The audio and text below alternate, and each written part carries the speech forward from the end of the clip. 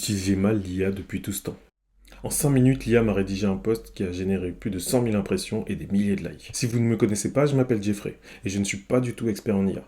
Ma spécialité, c'est le contenu. Et il y a 8 mois, j'ai commencé à utiliser l'IA dans mon activité de ghostwriter parce que je voulais passer plus de temps avec ma fille. Aujourd'hui, je l'utilise tous les jours parce qu'elle est capable de me donner en 5 minutes un premier brouillon de qualité. Mais je vais arrêter de parler et je vais tout de suite vous montrer le post parce que c'est pour ça que vous êtes là. Donc, je vais mettre pause sur la vidéo pour vous laisser le temps de lire. Et vous allez me dire ce que vous en pensez.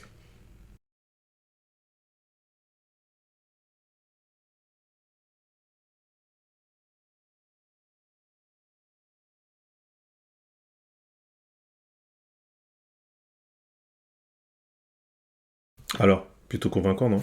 Qu'on soit bien d'accord, ce n'est pas l'IA qui a fait qu'il y a 100 000 impressions ou pas. C'est plutôt l'idée qu'il y a derrière. Ici, on est sur LinkedIn, le réseau B2B par excellence. Alors, il faut plutôt penser à ce qui va toucher le maximum de personnes sur cette plateforme.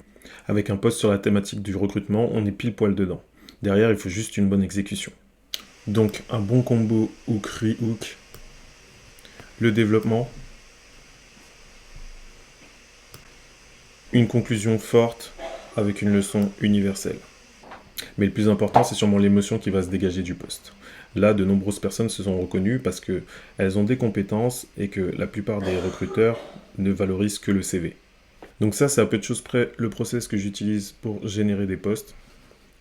Pour vous expliquer très simplement, au départ, on fournit du contexte. Alors, je vais mettre un plus grand, j'espère que vous verrez. Au départ, on fournit du contexte. Donc du contexte, ça va être une idée. Ensuite, l'IA réfléchit et elle va nous donner une réponse, qu'on appellera ici un output. Ensuite, en fonction de la réponse qu'elle va nous donner, il faudra valider ce choix. Elle va nous donner plusieurs idées, plusieurs angles, plusieurs choix, on va dire. Et il faudra valider le choix qu'on veut. Ça, ce processus, il faudra le répéter 3 ou 4 fois. Et à la fin, ça nous donnera un premier brouillon. Une fois qu'on a ce premier brouillon, on peut l'affiner soit grâce à l'IA, en lui donnant d'autres instructions, ou soit l'affiner directement à la main.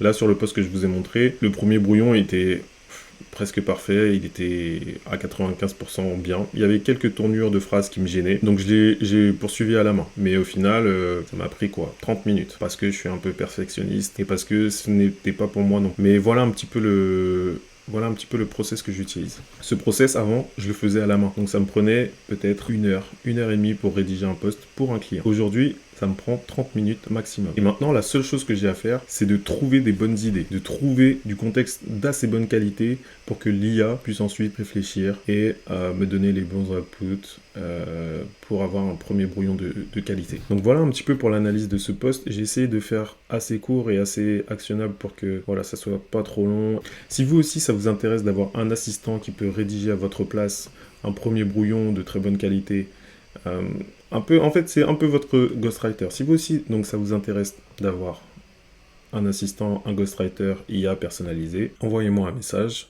Je cherche des bêta-testeurs pour cette solution. On pourra discuter de comment on peut vous installer cette solution. Voilà pour cette vidéo, j'espère que vous avez apprécié. Si c'est le cas, vous pouvez toujours m'envoyer un message, ça me fera plaisir.